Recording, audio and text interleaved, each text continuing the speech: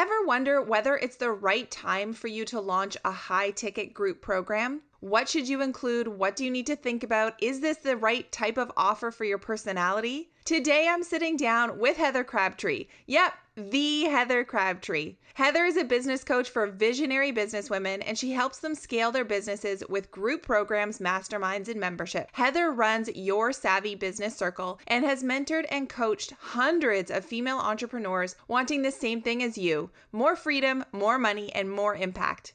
She has launched hugely successful online courses, a membership community, masterminds, live events, and now this high-touch group program. She's done it all, and she's done it all really well. In this episode, she's dishing her best strategies to launch and run that high-ticket group program. It's packed with amazing tips, guys. This is a really good episode.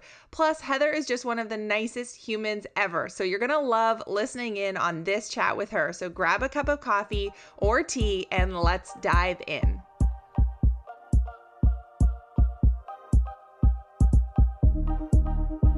You're listening to the Passive Project Podcast, where we talk about how to build your online business to make more income, more impact, and give you more freedom in your life. I'm Gemma Bonham-Carter, business strategist, mom of two, lover of passive income, automation, and coffee. Welcome to the podcast. All right, guys, get ready. I am so excited. We have the one and only Heather Crabtree on the show today. Welcome, Heather. Oh, thank you. I don't know about the one and only today. I'm feeling a little like the one and only in a bad way. Well, you are definitely I've been like a huge source of inspiration to me, and I followed you for a long, long time. And you guys, actually, I'm going to tell you this story before Heather and I even get into our conversation. But I went to Arizona at the end of 2019 for a little family holiday, and I mentioned it on Instagram stories that I was going to be going. And none other than Heather messaged me back saying, "Oh, hey girl, you're going to be in my hometown. Let's meet up." And I died. I actually died when I got that DM from you. I ran and told my husband, like absolute online business celebrity, messaging me back. It couldn't. And then we had the nicest little like meetup over. We over did. We had juice. so much fun. It was so great. I'm so glad that we did it. Yeah, it was so fun. So Heather, welcome to the show. For those, the small few who maybe don't know you, do you want to just let us know kind of who you are and what you do and who you serve?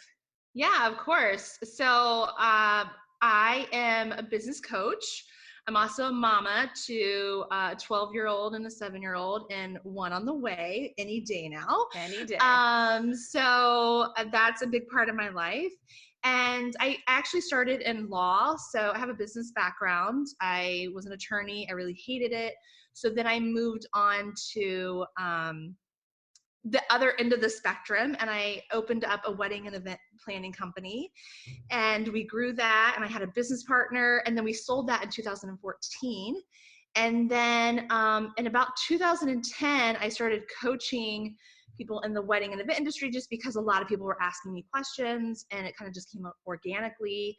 And so I've been coaching, consulting. I know people have feelings about saying coaching, so I whatever you want to call it, strategizing for 10 years now, and I've been an entrepreneur for almost 20. Yeah, that's so amazing. I've done a lot. I've had the service-based business. I have my online business now. I've done a lot of things in the online business, which we'll talk about. So I don't like to say I'm old. I'm a little bit, more experienced. Yeah, totally. But I'm still learning like every day, like everybody else. So yeah, no, I love that. So let's talk about, so you had started all like doing some like coaching or consulting on the side of your service-based business. When was it that you launched your first ever digital product? Because our listeners are largely, course creators, membership site owners, or people who are wanting to launch something like that. So what was your first foray into that kind of medium? My first thing that I launched was a course. It was called Streamline with Systems, because when I was coaching people one-on-one, the biggest thing in those service-based industries was that they did not have systems set up properly. Right. And they were recreating the wheel all the time. And it was driving me crazy. I was like, oh my gosh, every person I talk to, it's the same thing over and over and over again. And I was like, well, I mean, I'm just saying the same thing over again. I might as well record myself. And so I put it into a course. So how that worked out is that I actually did it as, at the time, was like more of a premium course. I don't know how it lays, where it goes now, but it was like an $800 course, which is, and my goal was just to get like 30 people in it. And so I launched that course knowing nothing, honestly. Like, I was totally new into the online space. I knew nothing about online business at all. It was totally a growing experience for me. But I just went full, I totally stepped in to the pool and was like, here we go. Yeah.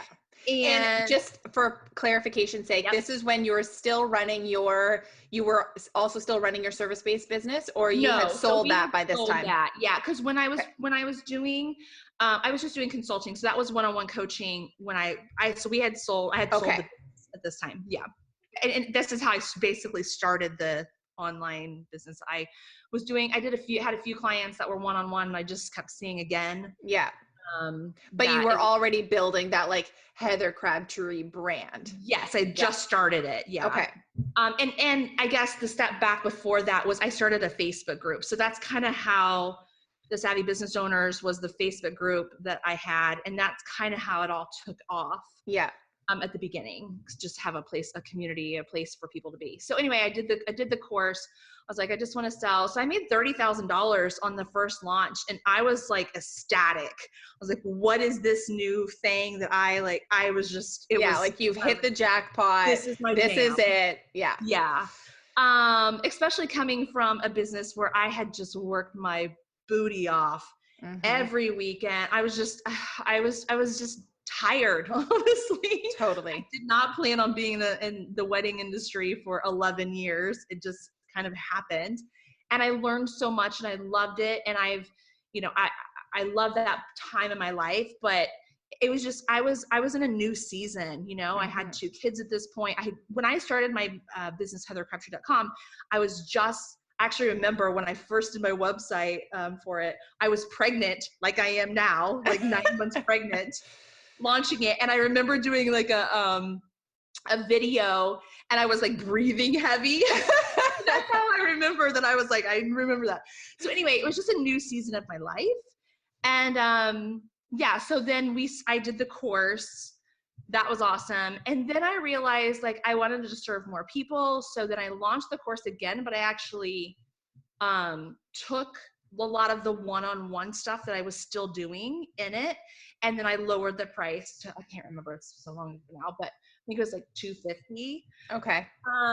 And I learned a lot. I just took all the feedback that I got from when I launched it the first time, took that back, and so I launched it the second time. And then I kind of fell out of love with like the system stuff, because I'd done it so much before with like people. And I was just like, I feel like my calling is so much bigger than this. But it was a great place for me to start. And so that niche was really great for me because I knew it really well. I knew their problem points. And I think that that's something that I always, share, and I know you do too. It's like, what is it that you can really narrow in on and be really good at first? It doesn't mean you can't expand. Yes. But you kind of got to be known for something.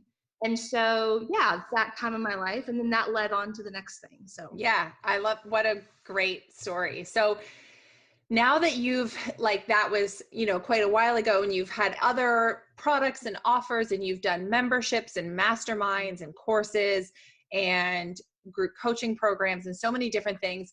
Now, when you look back on all of those different offers, like, what's really interesting is, in talking to you, is that not many people are where you are, because so many people are only 1 or 2 years into this, right? Right. Whereas you can really look back and have a really interesting bird's eye view perspective of all of those things that you have gone through and launched and worked with with clients on.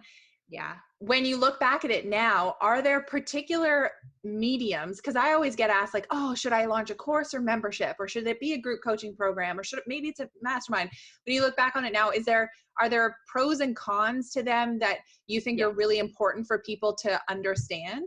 Yeah, I think that one, you really have to know yourself and your personality, because you have to know how much you're willing to give of yourself, Right. and what your personality is. Are you so I'm a relationship, like, get in there, know everything about your members kind of gal. Like, that's just who I am, and I've acknowledged that. My business manager sometimes is like, oh my gosh, you have to know everything about everyone, and you're a little annoying. I know, she says some days probably. But for me, I know that about myself. I am Enneagram 2, so I am the helper. I'm like the mama bear. So I'm not like hands in in the cookie jar of everything, because I have a business manager and a designer, and we have a small little team, and so they all do their own thing and what they're really good at.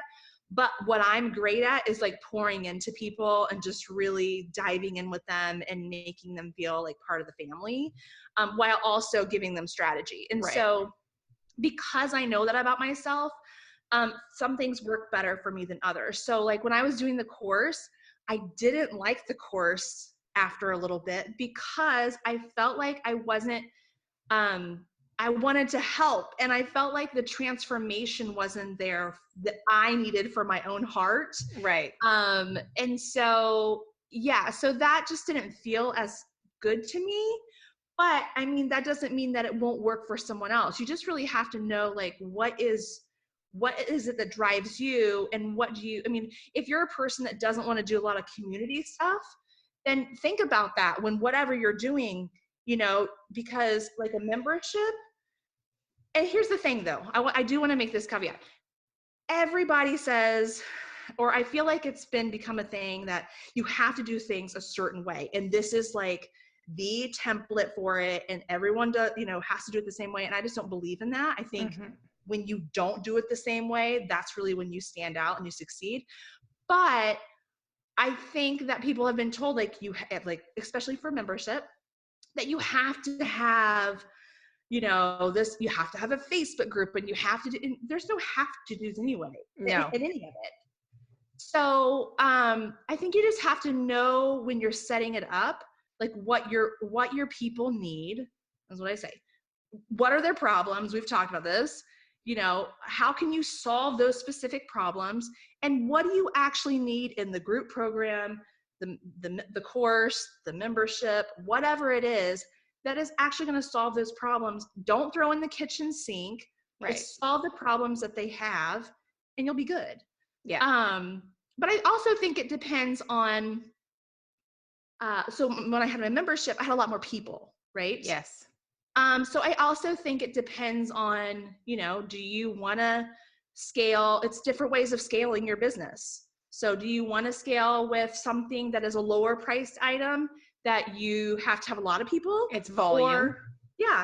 Or do you want to scale with a high ticket item that you have less people, but you charge more? Yes. I mean, and that's just something I do think with the high ticket items sometimes, yeah, actually any of it, I feel like you need to have experience, or you've tested the waters before you just go all in on one thing. So that's what I did. I just kept testing the waters and seeing what I liked and I didn't. So yeah. And that really interesting mix of like, what's the medium in which my people are going to get the transformation and the results that they're going to get, but then also balancing that with what's the medium in which I thrive, and yes, it feels fulfilling to me and exciting to me, yeah. and like figure out what the combination is of those two things, which is really interesting. Not a lot of people talk about that. Yeah. So now we'll talk about it, I'm sure, in a minute, but now I have the high ticket thing. And then we actually are doing like something that's part of it, but like a lower priced thing that, kind of like a course, but not, like with some cool touches to it. So I think that what I'm really a big proponent on is dive into something, try it, don't let go of it just because one thing doesn't work. Yeah. So like with the membership, I had that for 2 years. Really the reason I shut it down was because my daughter had cancer. And so it just wasn't, it was me having to produce a lot of content the way we set it up. And there were many masterminds within it. So it was a lot of stuff moving, a lot of Right. moving parts. And it just didn't serve me in the time of my life. And it wasn't serving my members the way I had originally envisioned it. Right. So, so for me, like, but we went through probably like 10 iterations of that membership from where we started. And I had it built from scratch. So every time we make a change, my designer was like, oh my gosh, we're changing this. And they were just some of them were just small tweaks, but still, that was a lot. But I really believe that to be successful, you have to listen to your members or your clients and go, okay, what are they saying that they need? And if I'm not providing that, don't let your ego or your pride stop you from shifting whatever that product is so that it does serve your people well. Absolutely. Always be chasing the results, like be results driven as the digital entrepreneur, and you will succeed, because that's the bottom line. Most important thing that people are coming to you for is to like get the solution to their problem and see the results that they want to achieve. And if you can help them do that, you're going to have like the marketing becomes easier, the messaging becomes easier, everything becomes easier because you can stand behind those results. Yeah, you have to be willing to like adapt, pivot, evolve. 100%. If you let your ego and pride get in the way and you're like, nope, this is what I created, this is what I said I was going to do, and I'm just going to stick with this, you'll lose out. Absolutely. You'll be kind of left in the dust. So. I can't even tell you how much I've had my membership only for 1 year so far, and it looks radically different than it did the day we launched it. It has, but you've improved it so much, and like it's rocking and rolling now. So yes. it's all for good reason. That's what you have to do. Exactly. Evolve. Yeah, great business owners, entrepreneurs do that. So yeah. Okay, so the next thing I wanted to chat about while we have you on this episode is around this idea of creating a high ticket offer, because that is, what you've now done with the Savvy Business Circle, and you have experience with masterminds and other kinds of high ticket offers. And I think that it's often a lot of digital product entrepreneurs who have started with a course or membership, it is often like that next level thing that they're looking to create to build out that ascension model in their business. Yep. So what in your experience has been like, I don't know, the most important considerations or elements that you've sort of had to think through when crafting something that's high ticket? Yeah, I think you have to think of the delivery and the experience that you're giving. It's different than most courses or memberships.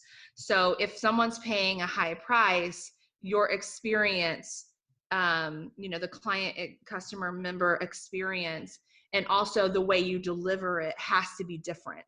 Right. And you really have to think about this point. So, when you're talking about a course, so I like, what's the different factors that I think about are, what's the buy-in? How are people buying into it? With a course, it's usually like, click a button, here it is, you get the course, it's all there, or whatever. With a high ticket item, it usually doesn't happen. It's different. So, for us, it's like you get a welcome call. We're sending you an amazing gift. Like, it's all about that experience that you're providing. Not that you don't provide an amazing experience when you're doing other things. It's just on a whole other level. Right. And then the community, the accountability, that's huge for us. A lot of people that we work with, they need the accountability. They don't need content. They know everything they need to know. It's just they need someone to help them. They've weathered the storms. They're seasoned business owners. And so they really just need, the community is a big part of it, but it's a small community. And then also just the accountability and the strategizing at this level. So it's a whole different level than, if you're starting a new business. Yes. So, and I think you have to be mindful of that and making sure that the people that are coming in, that you don't have a whole bunch of different types of people, meaning you don't have people that are new to business, you don't have people that are been in business for 10 years, because those are very different people. So you can't let everybody into this, even if they're willing to pay, into this high ticket. Yeah, it needs to be that curated experience. Yeah. So when you were crafting your Savvy Business Circle, what were some of the things, like you talk about accountability and that community, like in terms of actual things that you do inside of the Savvy Business Circle? Like what does that look like on a practical level? Yeah. So when they first come in, we have a really good onboarding experience. So, you know, the normal, like you probably would with a course, your emails and all that kind of stuff. But ours is really getting them to take action right away. And so they listen to a few audios so that they can, the framework we have Yes. is identify the problem, clarify the solution, and then specify the offering. And so they go through those, and then they do a self-assessment. So we have an assessment, and they tell us if they're red, yellow, or green on that. Like, what are you feeling about it? And then they submit their assessment to us, and then we give them one-on-one feedback based on their assessment. And at the end of that, so it's usually like the first 2 weeks that all this is happening. At the end of that, we do a Savvy success plan, which gives them the next 90 days, like what are the next 90 days going to look for them. So this new product that we're actually launching is just the first part of that. So that's called the accelerator. Interesting. Yeah, and so it's not any different than the circle on this front end, but either you can join us in the circle after that, or you can just take that and run with it. Right. And I just think that one-on-one feedback. Now, with the accelerator, we're not giving you multiple feedbacks. You know, with the circle, we are like diving in nitty-gritty until we get it exactly right. We're coming up with all this stuff. And then if you go into the circle, then the next part of the framework is, how do you attract the people? How do you convert them? How do you deliver the product? And then how do you launch? How do you automate with Evergreen? And then how do you delegate to your team? So that's kind of the process. And some people, what I love about having the framework, but it not being so linear, although it's circular, is that if someone has already figured out the attraction part, but they need the launch part, or you know, they have the team, but they haven't figured out quite the automation, we can go at those different areas without going, okay, they've already done this, now we can just jump into this. Right. But I think the cool part has been realizing that first part is so significant that that's like another product, but it's not us creating anything different. It's just allowing people in at that level, at that price point. And then if they really want all of the other stuff, which is a lot of us, I mean, we're in with them every week. We're asking them, okay, what are you working on? How can we help? We're giving them feedback. Like the circle is very high touch. Right. So, and as the like leader and founder of this, how do you actually manage that with your day-to-day life as a mom? Like it's a lot. Yeah. So I have like I said earlier, I have a really small team. I used to have like a team of 10, and we have a really small team now. So I just have my graphic designer who does everything, like website and PDFs and everything visually for me. Right. She's been with me for 5 or 6 years now. And then I have my business manager that does all project management.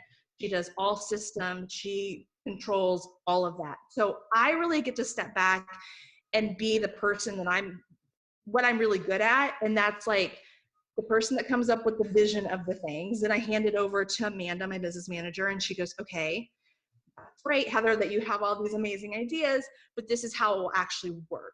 And This is how we can execute it. And so just last night I was asking her, okay, this is what I'm thinking, but can we execute it in the way that we need to execute it? And she was like, well, these are the tweaks we need to make.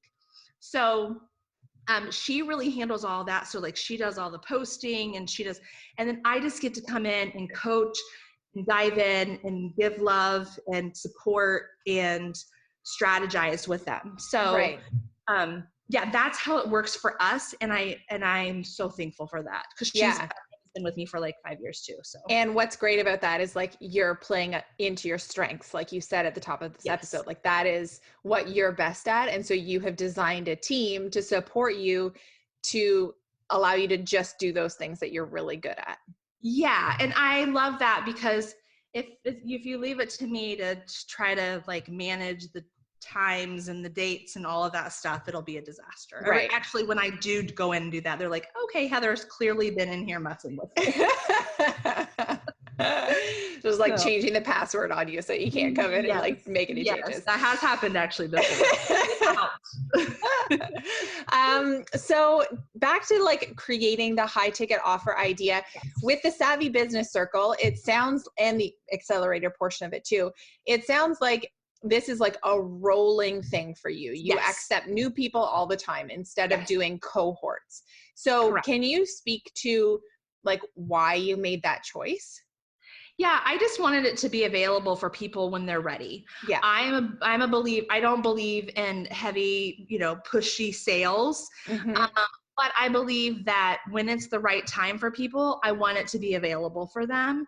And of course, I do scale sessions. So if we have a qualification system, and then if they qualify, I think it would be, if my team thinks it would be a good fit, then for the accelerator we don't do this, but for the circle, we have a call, and I really figure out, like, what are their struggles, where are they now, where do they want to go, what's the gap in between, can we help them with that, with what we do, and if so, then bring them in. But for me, I really want it to be about like the right fit. So Mm-hmm. I just don't let anybody in. It's really got to be a great fit, and it's really got to be you saying like, I'm ready for this, because Right. there's a lot of people that come in and you can tell right away that they are not ready, and that's okay. But so for me, I like the rolling. Mm-hmm. There's ways that you have to market that different than obviously if you're doing launches or whatever. Yeah, can we dive into that a little bit? Like what have been some successful marketing strategies that you've used for your high ticket offer? Yeah, so I am on Instagram is kind of the place that I love to be. And so I just, the Facebook group that I have, the free Facebook group, is kind of the first of the funnel. I've done a million different kinds of funnels for different products. So Right. the funnel that I have for like the membership is completely different from the funnel that I have for this. But so they apply basically, but it's through, so how we do it is that I talk about it on Facebook and Instagram. We get people in to either one. I have a chat with them. So I have things set up in Facebook and Instagram that are asking these qualifying questions. You mean like through Messenger or through the DMs? Yeah. So in Instagram, I have the DMs. I use quick replies. Okay. And Instagram. And so I have them all set up. So so what I do is I say, okay, are you interested in having a membership mastermind or group program? I do a lot of polls. And if they say yes on one of them, then I kind of start that sequence with them in Instagram. Interesting. And I have the DMs set up in quick replies. So it's like boom, boom, boom, boom, boom. And as long as they answer yes to this, then I take them through the next thing. And it quickly takes them through setting up a scale session with me. I love that. Yeah. And then you can actually do it so that everything's through Facebook. If you want to do it, you can have everything set up, because your Instagram DMs, if you connect them, you can actually use your Messenger for both. Using the same quick reply software. Yeah. So that like my team can handle it, and it doesn't always have to be like, I don't have to be the one like responding on Instagram all the time. Of course. Although I am the one responding most of the time on Instagram, but my team can see kind of who's coming in. We have a tagging system that you do. But then through Facebook. So it's either my Facebook group, my Facebook page, or my website.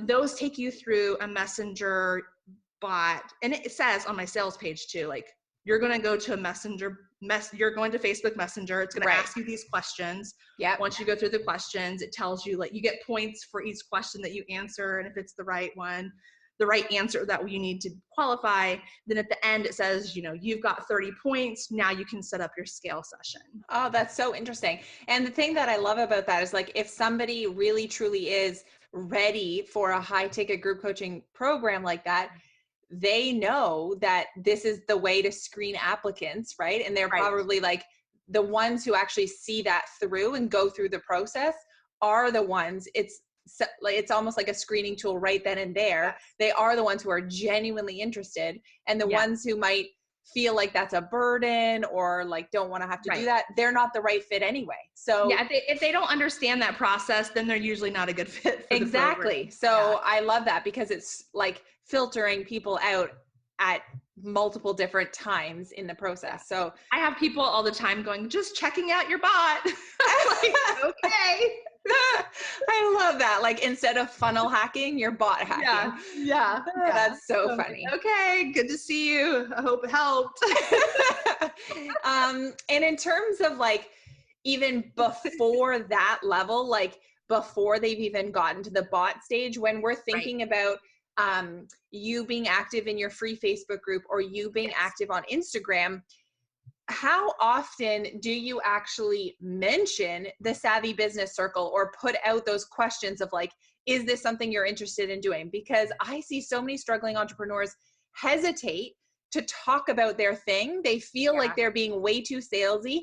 And I always say, like, you know, if you don't talk about it, nobody's going to know that you do that thing, right? You don't need to be so hidden about it, and you need to build up the brand recognition of, like, who you are and what you do. So can you just speak to that for like a second? Yeah, so I'll tell you the things how I do in each thing. So on Instagram, I do the polls. So I ask a thing that I learned. I actually took a course from Elise Dharma. Who I was like, I don't even know how I'm going to learn more about Instagram. Like, I've been on Instagram for, like, since the beginning of time, really. Yeah. So, like, I feel like I know everything. And then she taught me this one specific thing that I was really excited about, which I hadn't thought about before. I had always done the polls and done, like, a yes or no. Yes. And I was like, oh no. She said, don't do that. Do, like, choices. But a lot of people will be like, yes or super yes. And I'm like, okay, that still isn't really giving you the answers that you want. So what I do is I had graphics made up, and it says, do you want to join? It's different photos of me, and they're in different layouts, but they all say the same thing. And it says, you know, are you interested, or do you want to start a membership mastermind group program? And then I have on the poll, like, membership group program. And then I'll be like, or mastermind. And so, because mastermind is probably like the one that isn't chosen as much, that's why I put it in a different area. But then people will say a membership, yes, or mastermind. And so then I just go from there and I reply to them, go, okay, well then, and I take them through the steps. Yeah. So that's how I do that. I also drive people through. So I have one post that says, actually two, one that says, I've been testing a lot. One that says, DM me with FB group, Facebook group. And so you can get into my Facebook group. And then I've used another one that says, just swipe up and you can get in my Facebook group. And so I'm testing to see kind of which one, and they're both kind of working. So I love that. Yeah. So with that, I do that every week. Okay. So with that, then I drive people to the Facebook group, and I have the 3 questions. And the first one is like, are you in, you know, do you want to scale your business with the membership mastermind group program? The second one is, do you currently have one, or do you want one? So they tell me if I have one or I want one. Yeah. So I know when you're coming in, how I can speak to you. And then and the third one is they give me their email address. And so with that, we use group funnels. And so everything is connected to Active Campaign. And so then they start into a welcome sequence through that, and you nurture them. But then also what we do is DM them and friend them and really get to figure out like what are they struggling with, and then you can follow up that way. So with your Facebook questions to get into your Facebook group, group funnels is what you use to connect that to your email service provider. Yes. Yeah. Love that. Oh, Heather is dropping all of the juicy tips in this episode. I learned this from other people.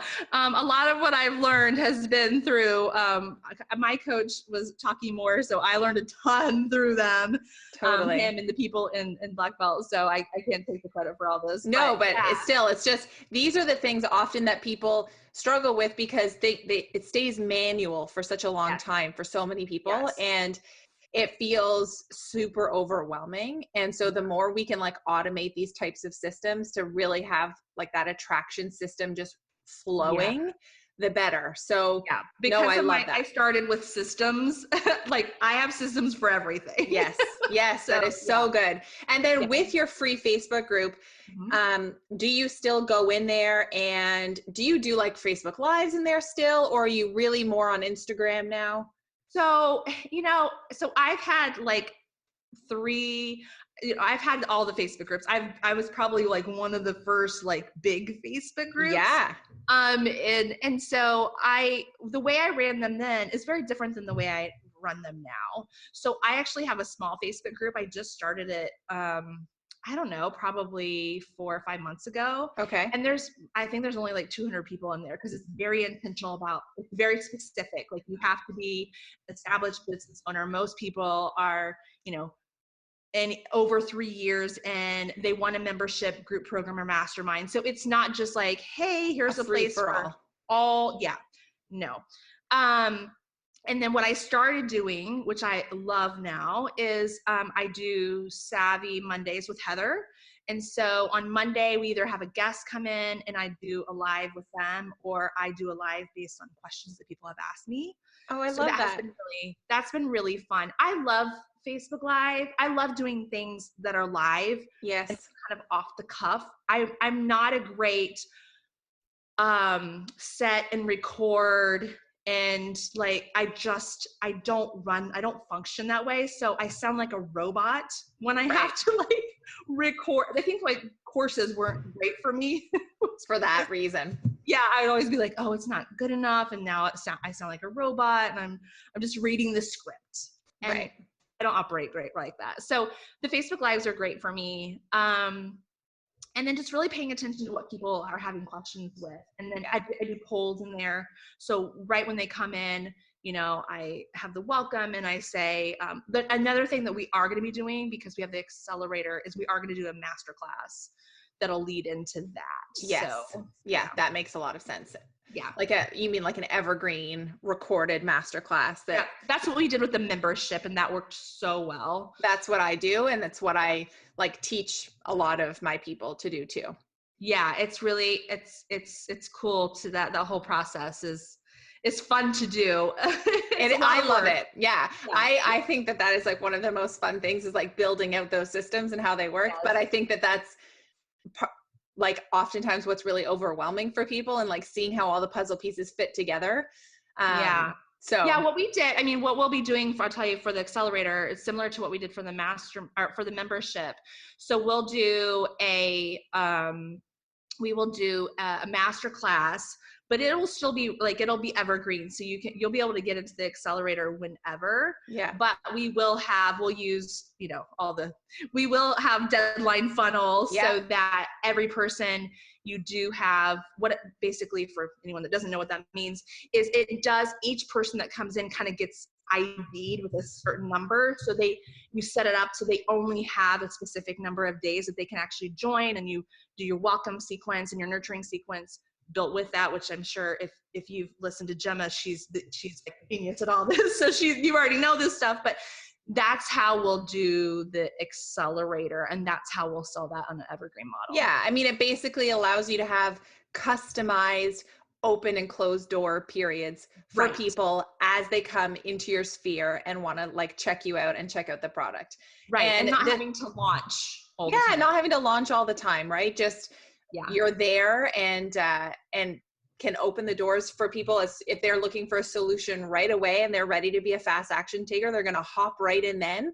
Right. But it means that you do have that level of urgency still built into the process so that, it converts at the rate you would like it to. And that some people feel kind of weird about deadline funnel or something like that. But we stand in integrity. Like if you lose out on your opportunity to hop in during that time, well, you need to wait until the live launch time. Like that was your opportunity to jump on in. So, we are in alignment with what we are saying. This isn't some like scammy thing, right? No, So, you have to stand integrity with that, because if not, it will, it'll backfire. It'll backfire on you. And I've seen people that have done that. No, I'm the same way. It's like, you have this time. If you miss the time, then you have to wait until we actually do open it up. Exactly. Like a public launch. Yeah. So, but there's ways to do that. And I think that, you don't have to be like ashamed or feeling bad or feeling like that's smart business stuff. Exactly. Oh. Yeah, totally. Well, this has been so helpful. I think there's one last question that I have about high ticket offers. And then I would love for you to like speak about the Savvy Business Circle and where people can get more info from you. But I think one of the biggest struggles that I see people grappling with when they want to launch something high ticket is their own confidence in themselves. And like sometimes like an imposter syndrome or something coming in and mucking about with people's mindsets to feel like they aren't worth the whatever high ticket means to you, $2,000, $5,000, $10,000, like whatever that is in your industry. They're not worth that amount, or they don't think that they are seen as expert enough to be worth that amount. So when you come across students or clients or people in your community who struggle with that, what are some of the things that you say to them? Yeah, you have to do the work at the beginning to get that mindset straight. Right. Because if not, it will destroy you. It will continue to come back up and just keep coming back up. But I do want to say that we all struggle with that. Yeah. Like Gemma and I struggle with that. There are days where I'm like, what the heck am I doing? So that doesn't mean that I have reached a level of, mindfulness. And now my mindset is like good all the time. And it's just roses and rainbows. That's not true.